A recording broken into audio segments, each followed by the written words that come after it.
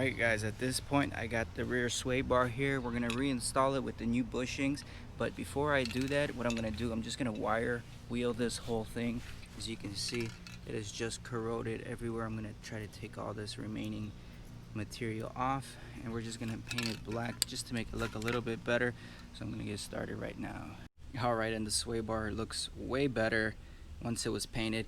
These are the new sway bar bushings that we picked up from Mevotech, made in the USA, high quality. I do really like these, so this will fix the problem.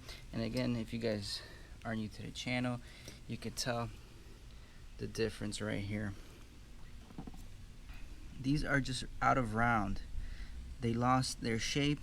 They were knocking. There was play in the bar with these. So we'll swap these in, we'll put some grease inside, and we'll reinstall the sway bar back underneath the vehicle right now.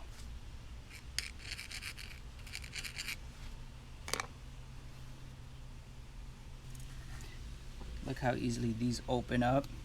These I could barely flex open. Alright, a little bit messier than I would like, but it's on there. Let's tackle the next one.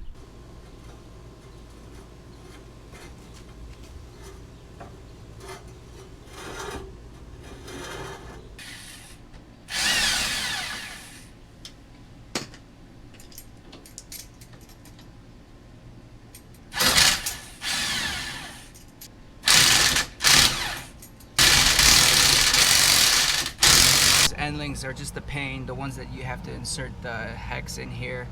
If they don't have a square backing to the tie rod or to the sway bar end link, it's just a nightmare to tighten or loosen, especially when they get old. Here I can hear there's a little bit of play on this one already, and I'm having a hard time tightening this. So what I did, I just ordered a full new set of front and rear sway bar end links. Again, this is the front one that we removed. This one was bad too. It's just moving, there's play in it, so it's no good. So, you know, at this point I'm just gonna leave the car as is. If anything, we'll take off the sway bar end links from the rear, and we'll wait. We already purchased the new sway bar end links. We'll wait, we'll install all 4 new sway bar end links for the new owner to have, and not to worry about that. And that gives me a roadblock here. I'm just gonna keep the car probably lifted for the few days that I'm gonna wait to get the end links. And probably, since it's cloudy, I'm gonna try to wash the car and start waxing it just to give it a nice coat after the buffing compound, seal it up, make it shine a little bit better. I already took interior cleaner, cleaned everything, made it look nice and shiny. Looks pretty darn good. My neighbor is trying to help me out program the spare key. He has a different setup. He has it where you plug it into the OBD2 and you can program it, so we'll see. We did actually check that key to see if there's a chip in there, and there is a chip in there, and that's interesting. I'm going to show you guys that right now. This is the chip. It works electromagnetically. Once it's by the ignition, it triggers the security. So yeah, there's something there. But again, remember, we were looking at it yesterday and we didn't see a dot, nor did we see a number or letter on the key fob. So it's interesting. I'm curious if we'll be able to program it. If not, that's okay as well. I mean, at least we got another key where we can open the doors and whatnot. So let's go ahead, clean this mess up, wash the car, start waxing.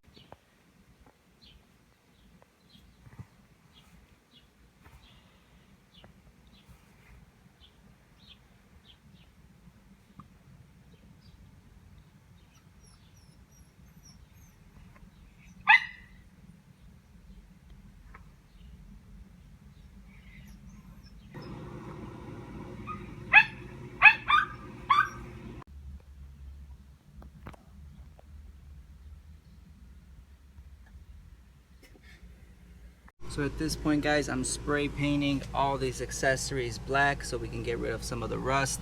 And the sway bar, if we move it right now, it has 0 play in it, so the bushings were terribly bad. We're gonna go ahead and now also spray paint this rear subframe, because it just looks terrible when you look from under the vehicle and you just see everything rusted like that. Alright, just finished washing the front end of the vehicle. I am gonna be using the old school Meguiar's Color X. It does have some fine swirl and scratch removers. It is a polymer based wax. It's old, it's good, it'll do the job. We just gotta seal it to make sure this is protected from the elements. This is gonna take probably a good hour or so to knock out, so I'll go step by step, wash this segment, and wax. And yeah, it's good. It's not sunny, not too hot today, so we'll be able to knock that out and the wax won't be drying too fast. Alright guys, a few days have passed and we got all the parts that we need for the $300 Toyota Camry restoration, or whatever you want to call it. So we just got our sway bar end links back. We got the front set and the rear set. The only parts we need is one of each, because we are only doing the right side. So I got the rear one off right now. Real simple installation, guys, and the old ones were bad, and I'll show you guys how the old ones were bad, what to look out for when checking sway bar end links. But we're just gonna simply install it right in here, tighten it up, and we'll go from there. Alright guys, so one way to check for bad sway bar end links is once you get the sway bar end link off, just move the ball joint. It shouldn't move too easy. This one still has some resistance, but if we look at this one, no resistance whatsoever. And actually, if you pull this back and forth, you can feel play in it going back and forth. That's how you know this side is bad, which either side goes bad, the sway bar end link is junk. Same thing with the front one. This one right here, so easy to play with, moves back and forth a little bit. You can hear a little thud. No good. So let's reinstall these. Now I usually like to look for sway bar end links that have a square section right here. That way whenever you guys are taking them off or installing them, because these center star nuts or hex nuts, they get rusted out and it's just a nightmare. So if these end links come with a square backing, you can put a crescent wrench on there and take the nut off. It just makes life so much easier, because I've cut these so many times off vehicles and it's just a nightmare and it takes forever.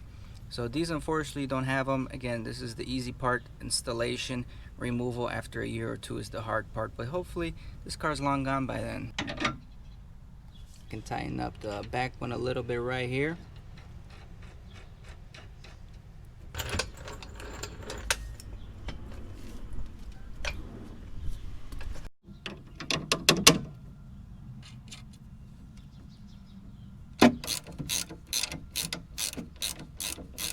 Alright guys, that side is mounted up. Took literally 10 minutes. I wish they came in black. I don't like the stainless steel finish, but it is what it is. It was the best priced option.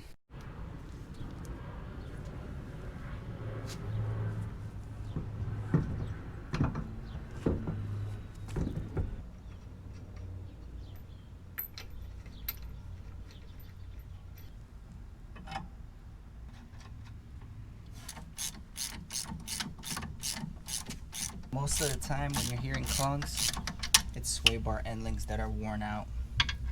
They really need to come up with a better design, because it seems like I'm replacing end links yearly.